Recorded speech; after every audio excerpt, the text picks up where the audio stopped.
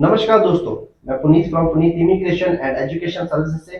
आज मैं आपको मिलवाने जा रहा हूं मनप्रीत सिंह जी से, जो कि है आईसीसीआरसी कैनेडियन रेगुलेटेड इमिग्रेशन कंसल्टेंट। जो मेन टॉपिक होते हैं ना यार, जो main topic like processing time क्या है कैनेडा वीजा एप्लीकेशन का, जो भी एक कैटेगरी है, एंड केप्स नोट जब रिजेक्शन आती है तो केप्स नोट जब हम अप्लाई करते हैं उसका प्रोसेसिंग टाइम क्या है, एंड फेडरल कोर्ट, जो फेडरल कोर्ट में आपकी रिजेक्शन आती रहती हैं, आपको लगता है कि यार मेरी गलत तरीके से रिजेक्शन दी जा रही है, मुझे रिजेक्शन आने डिजर्व नहीं करते थे, then how can you proceed your case in federal court. ठीक है, वो सारे जो हॉट टॉपिक्स है आपको बताएंगे आईसीसीआरसी, जो कैनेडियन रेगुलेटरी इमिग्रेशन कंसल्टेंट है। सो पहले तो मैं मिलवाना चाहूंगा मनप्रीत सिंह जी से। नमस्कार हमारे हाय शो में आने पुनीत। के लिए।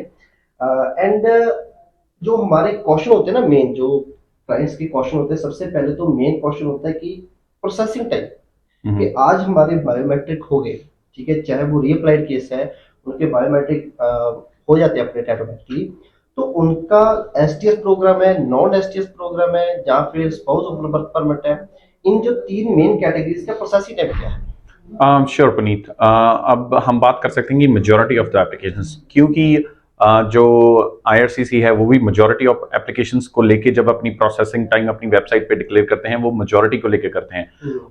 दे take pick 80% of the applications. Hmm. कुछ एप्लीकेशंस होती हैं जिनमें लॉन्गर देन द यूजुअल लगता है। हम्म। तो रिसेंटली अभी जो हमने मार्च 2023 का ट्रेंड देखा है वो नॉन एसटीएस में with in 7 to 10 days hmm. Majority of the application जो हम दोनों मिलकर लगा रहे हैं उसमें हमने देखा ही है। हम्म। जो एसडीएस हैं उसमें 12 से 18 दिन का टाइम लग रहा है। हम्म। और जो स्पाउसल ओपन वर्क परमिट की एप्लीकेशंस हैं वो majority of them with in 30-35 days या 37 डेज तक फाइनलाइज हो रही हैं। अच्छा, मेरा सॉरी, एक हम्म। क्वेश्चन था कि like spouse open work permit में जो अपफ्रंट मेडिकल नहीं लगाते उनको मेडिकल रिक्वेस्ट आ जाती है, हम्म। तो हम जो मेडिकल है उनको अपडेट करवा देते हैं, तो उसके बाद कितना टाइम लगता है इसको? सी हम दोनों रिकमेंड करते हैं उनको कि वो अपफ्रंट मेडिकल हम्म। लगाएं, सो दैट कोई डिले ना हो। हम्म। मेरी अगेन आपको, अगर आप हमारी वीडियो देख रहे हैं और आपने अपनी एप्लीकेशन सबमिट करनी है, प्लीज सबमिट अपफ्रंट मेडिकल। उसको डिले करने का कोई रीजन नहीं है। Hmm. If the visa officer is processing your application, अगर वो आपके डॉक्यूमेंट्स के थ्रू जा रहे हैं, वो देखते हैं कि एक डॉक्यूमेंट तो पेंडिंग है, वो आपकी एप्लीकेशन को पेंडिंग डॉक करके आपको रिक्वेस्ट भेज के उसको साइड कर देना, and then they start working on the next one. अगर आपका अपफ्रंट मेडिकल दिया हुआ है then they would finalize, there are very good chances कि वो जल्दी प्रोसेस करेंगे। तो जैसे आपका क्वेश्चन था कि कितना टाइम लग रहा है मेडिकल के बाद, आई वुड से 18 डेज, 18 और 23 डेज। जो हमने रिसेंट अभी जो हमने डिसीजन आए हैं हमें लेट फरवरी में या throughout the month of March. Hmm. तो जैसे कि आपने सुना है कि जो हमेशा जब आप एक एप्लीकेशन करते हो, मेक श्योर कि आप ईच डॉक्यूमेंट जो रिक्वायर्ड होता है एम्बेसी की तरफ से, आप उसको पहले ही कंप्लीट करके लगाओ। तो नॉन एसडीएस में भी आप मेडिकल है, जो कई एप्लीकेशन को मैंने कभी कई एप्लीकेंट्स के मैंने सुना है कि वो नॉन एसडीएस एप्लीकेंट उसमें भी मेडिकल वो सबमिट साथ में नहीं करते, बट उनको बाद में मेडिकल टेस्ट आती है वो फिर सबमिट करते हैं। सो मैं आई वुड से कि यार, आपको पता है कि वो चीज तो आपसे मांगेगी ही जरूर अगर आपको वीजा देना है, सो व्हाई डोंट यू आप अपफ्रंट मेडिकल क्यों नहीं लगाते? सो आपका जो प्रोसेसिंग टाइम है उससे अगर आप अपफ्रंट सारी चीजें करते हो तो वीजा ऑफिसर मौके पे ही आपकी सारी चीज देख के आपको रिजल्ट दे देगा। हालांकि पहले वो आपको मेडिकल टेस्ट भेजेगा, उसके बाद फिर आप सबमिट करोगे, फिर टाइम लगेगा, क्या पता वीजा ऑफिसर आपकी फाइल कब पिक करे दोबारा। सो नेक्स्ट क्वेश्चन की तरफ जाते हैं। सो नेक्स्ट क्वेश्चन पूछने से पहले मैं आपको बताना चाहूंगा, देखो हमारे पास जो भी एप्लीकेशन आती है ना, रिफ्यूज केस मेरे पास 96% मैं कहूंगा कि मेरे पास रिफ्यूज केसेस होते हैं, फ्रेश केसेस नहीं होते। तो जो भी एप्लीकेशन मुझे लगता है कि यार मेरी नॉलेज से बाहर है, मैं सीधी सी बात कहता हूँ कि मैं इनकी ही हेल्प लेता हूँ उन एप्लीकेशन में। सो अगर आपकी भी रिफ्यूज केस है, आपको चिंता करने की बात नहीं है। सो आपने जस्ट क्या करना है कि नीचे नंबर पे आपको जो फ्लैश हो रहा है उस पर आपने जस्ट क्या करना है, मिस कॉल देनी है, आपको कॉल दोबारा भी आ जाएगी, या फिर व्हाट्सएप पे आपने अपनी प्रोफाइल सारी शेयर करनी है। बिफोर इनरोलमेंट आपको बताया जाएगा कि आपका वीजा आएगा कैसे, आपको यू शुड यू अप्लाई और नॉट, चाहे टूरिस्ट वीजा है चाहे जो भी कैटेगरी है। हम नहीं चाहते कि यार आपका टाइम और पैसा खराब हो। अगर तो टाइम और पैसा तो अलग बात है, बट प्रोफाइल खराब हो जाती है जब आप ऐसी एप्लीकेशन लगा देते हैं। पहली बात है कि कंसर्न्स पता होने चाहिए कि अगर आपकी रिजेक्शन आती है तो वीजा ऑफिसर का रिव्यू क्या रहा है आपकी एप्लीकेशन पे। रिजेक्शन लेटर पे तो जस्ट वही होता है, you will not leave Canada, ठीक है। बट उसको क्यों लगा कि आप कनाडा नहीं लीव करोगे, उसके पीछे का रीजन क्या है, उसके वीजा ऑफिसर ने आपकी एप्लीकेशन में नेगेटिव चीजें क्या फाइंड आउट की है, वो हमें पता चलता है केप्स नोट। सो आज के टाइम में केप्स नोट की भी बहुत बड़ी प्रोसेसिंग टाइम की जो बात चलती है, कईयों के केप्स नोट हमारे पास, जो आपको मैं बताना चाहूंगा कि ओनली कैनेडियन सिटीजन जो केप्स नोट है वो अप्लाई करता है, ठीक है, हम भी नहीं अप्लाई करते because I am Indian citizen. So हम भी इनके थ्रू ही केप्स नोट अप्लाई करवाते हैं। सो आपको बताएंगे कि केप्स नोट काफी बार, मनप्रीत जी क्या हुआ है कि काफी क्लाइंट्स हैं, मूवी देख रहे होंगे। सो केप्स नोट है, काफी बार तो हमें आता है कि 15-20 दिन में आ गए, बट काफी केप्स नोट को 2 महीने या फिर महीना भी लग जाता है। So why is that?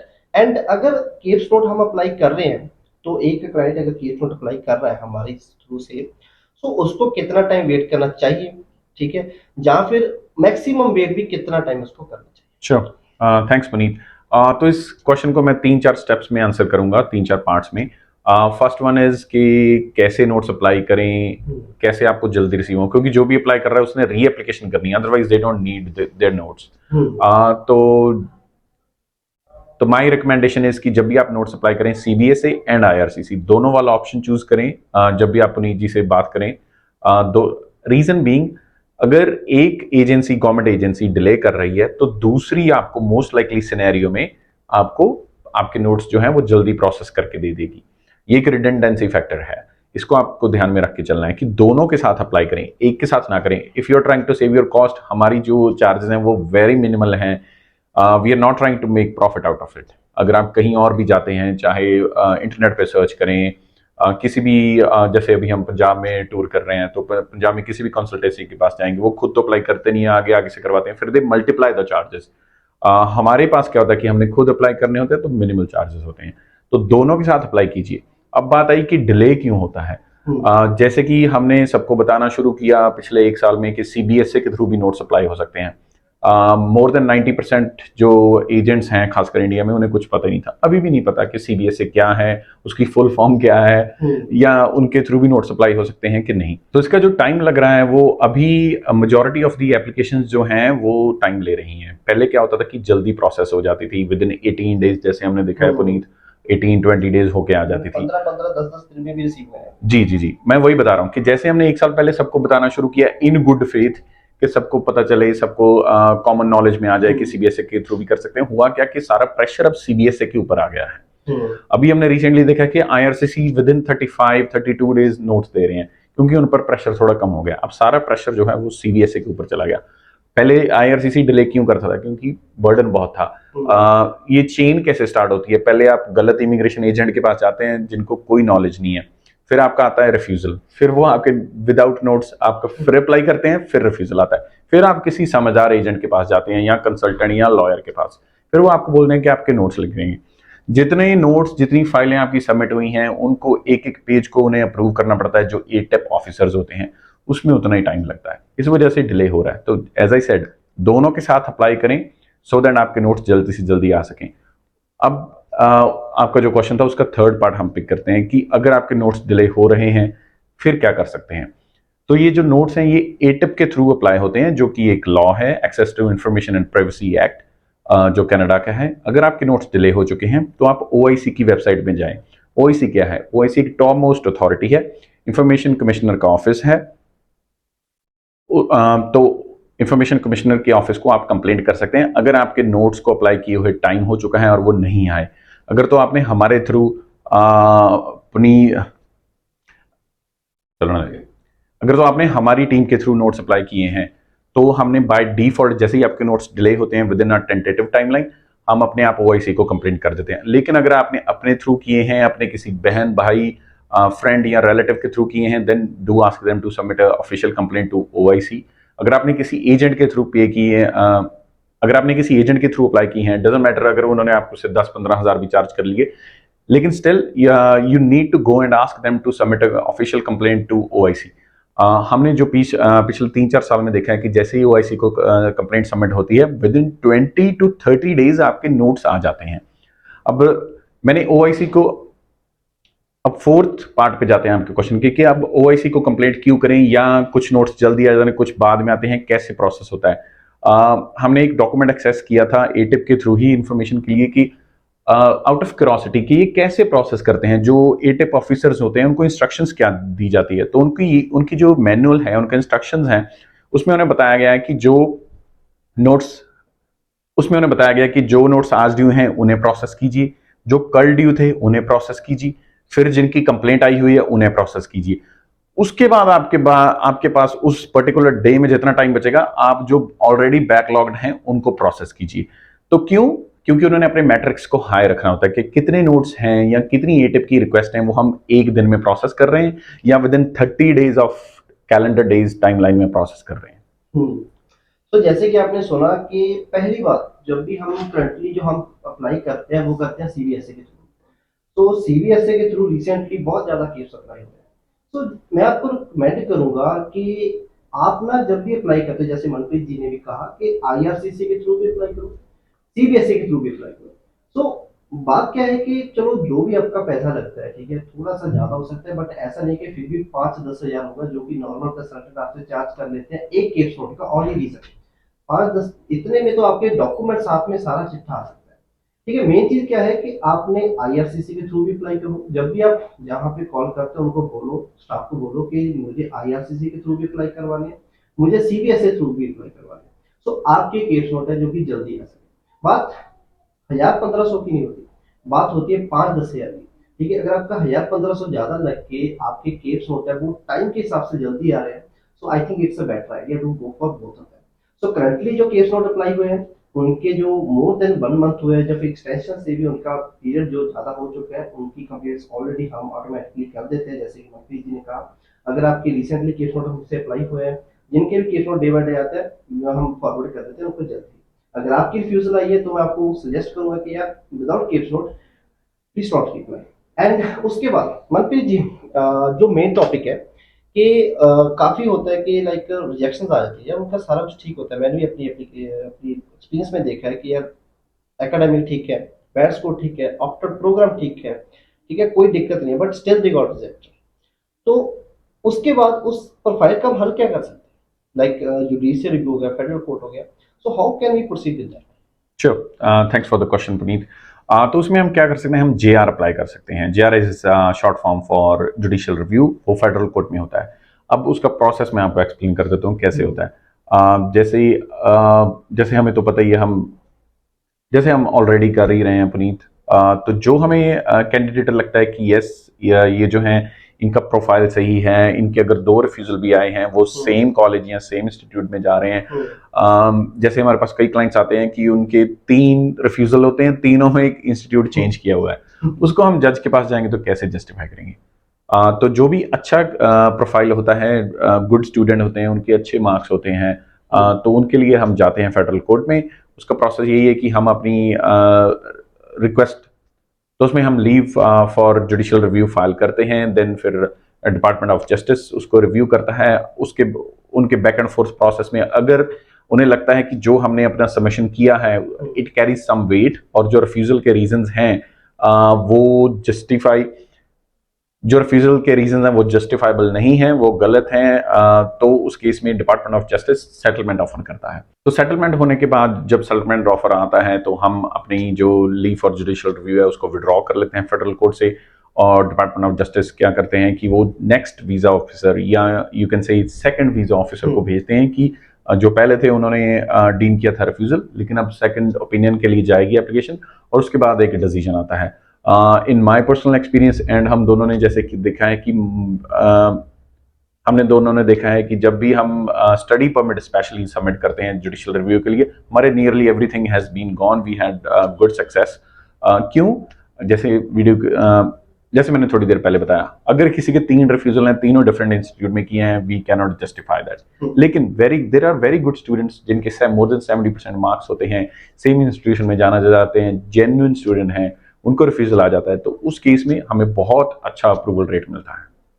सो पहली बात तो कि मैं आपको ये बताना चाहता हूँ कि जुडिशियल रिव्यू ऐसा नहीं है कि आपकी रिजेक्शन आ गई, आपकी फाइल अच्छी 70% आपके नंबर है, आपके साथ बैंड है कि still we can go for judicial review, नहीं।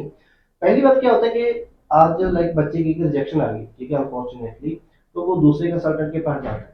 वो कंसल्टेंट बोलता है कि नहीं जी आपका ये प्रोग्राम गलत था, मैं आपको ये प्रोग्राम लेके देता हूँ, ये कॉलेज लेके देता हूँ, जो भी टाई अप्स कमीशन वगैरह होते हैं, ठीक है।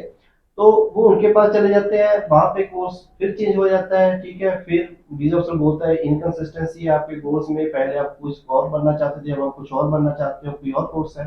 तीसरी बार फिर वो किसी और कंसल्टेंट के पास जाता है, वो भी कहता है कि जी मैं आपका चेंज करूंगा, ये करूंगा, ठीक है। फिर उसके बाद अगर आप बोलोगे कि मेरी अब एप्लीकेशन जुडिशियल रिव्यू के लिए चले जाओ, आई थिंक वो सुटेबल नहीं रहेगी। नहीं, क्यों? हाँ, ये सॉरी, और मैं शुरू कर दूं, हाँ जी। काटा था बात। अब हाँ पुनीत, जैसे हम कहते हैं कि we are not in this business to just make money, और प्लस हमारी क्रेडिबिलिटी भी डाउन होती है जब हम फेडरल कोर्ट में जाएंगे, या इवन अगर हम फालतू में री एप्लीकेशन करते रहें जिसका हमें पता है कि कोई रिजल्ट नहीं आना। जैसे इवन इन दिस एग्जांपल, अगर 3 रिजेक्शन हैं, फोर्थ में आप हमारे पास आए, हम उसमें कहें, हम लाइक आप और उसके बाद आप हमें बोले कि हमारा कोर्स चेंज कर दो, तो हमारे जो तीनों एजेंट्स है वो गलत थे, वी वुड टेल यू कि ये एफर्ट लगाने का कोई फायदा नहीं है। तो यही बात है। और दूसरी बात मैं ये कहना चाहूंगा कि जैसे हम केप नोट में आपसे बहुत ही रीजनेबल प्राइस लेते हैं, फाइलिंग चार्जेस बहुत रीजनेबल लेते हैं, वैसा ही आपके पास आपसे हम जो जुडिशियल रिव्यू है, जो सरकारी फीसेस होती हैं, जो भी मेहनत होती है, वो एक रीजनेबल कॉस्ट होगी एज पर मार्केट। मार्केट में आपने देखा है कि 5-5, 10-10 लाख इतने चार्ज करते हैं, बट यहाँ पे ऐसा कुछ नहीं है। जो भी रीजनल प्राइस है आपको सारा पहले बताया जाएगा, अगर आपको ठीक लगेगा we can proceed for that, ठीक है जी। और मोर ओवर बात में ये है मनप्रीत जी के एक फाइल है जो लाइक हम कहते हैं, जैसे कि मैंने पहले डिस्क्राइब किया कि फाइल में अच्छी होती है, फाइल बहुत अच्छी होती है, मैं कहूँ 70% अच्छी परसेंट होते हैं।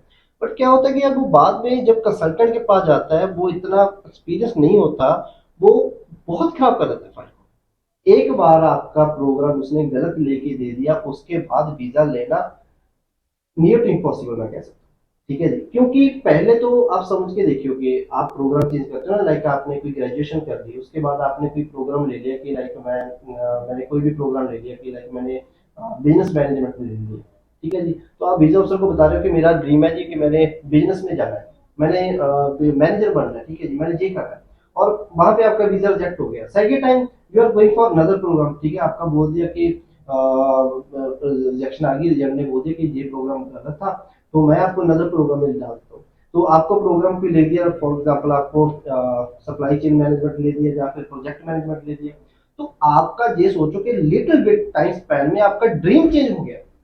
तो प्रोजेक्ट मैनेजमेंट के बाद आपकी जॉब जो डेस्टिनेशन रहेगी वो डिफरेंट रहेगी। तो वहीं पर बोलता है कि इसका एक रिजेक्शन के बाद पूरा का पूरा ड्रीम ही चेंज हो गया। Yeah. सो केस नोट में हम ये पढ़ते हैं कि यार बिजॉप से बताते हैं ना कि विदाउट जस्टिफिकेशन इन्होंने प्रोग्राम चेंज किया। हाँ, उसमें एक और ट्रिकी पार्ट है। जैसे हमने, I would say, more than 10,000 notes review कर चुके हैं पिछले 4 साल में हम लोग। उसमें क्या आता है कि वो कहते हैं कि एक्सप्लेनेशन नहीं दी। अब क्या हुआ, रिसेंट ट्रेंड जो है, जो इल इन्फॉर्म्ड या अनइन्फॉर्म्ड अनएजुकेटेड एजेंट्स जो हैं, वो एक्सप्लेनेशन डालने लगे। वो क्या करते हैं, पैराग्राफ को टाइटल देते हैं, उसमें 3 से 5 लाइनें देते हैं, आई वॉज मिसगाइडेड और एनीथिंग, और आई you rejected me and now I had awakening in my life and I'm changing। इसके लिए भी वो वीजा ऑफिसर्स ने अपनी टेम्पलेट या अपने रीजंस अपडेट कर लिए हैं। वो लिख देते हैं कि एक्सप्लेनेशन दी है लेकिन लैक लस्टर है, जनरलाइज्ड है, कोई उसमें कोई लॉजिक नहीं दिया गया एक्सप्लेनेशन में, तो वो फिर से रिफ्यूज हो रहा है। जब तक आपकी एक्सप्लेनेशन स्ट्रांग नहीं होगी, गुड कॉन्फिडेंस में नहीं होगी, उसमें रीजंस नहीं दिए जाएंगे, लॉजिकल नहीं होगी, आपकी री एप्लीकेशन सक्सेसफुल नहीं होगी। सो यही बात है। आई होप कि आपको ये वीडियो काफी हेल्पफुल लगी होगी। सो मैं थैंक्स करना चाहूंगा कि हमारा जो ये सेशन है आपको रेगुलर यूट्यूब पे मिलेगा, ठीक है जी। सो हम जितना भी एक अवेयरनेस ला सकते हैं वो हमारे लिए कम होगी, क्योंकि so we just want to guide each and every applicant, ठीक है, जो भी कनाडा स्टडी वीजा पे जाना चाहता है।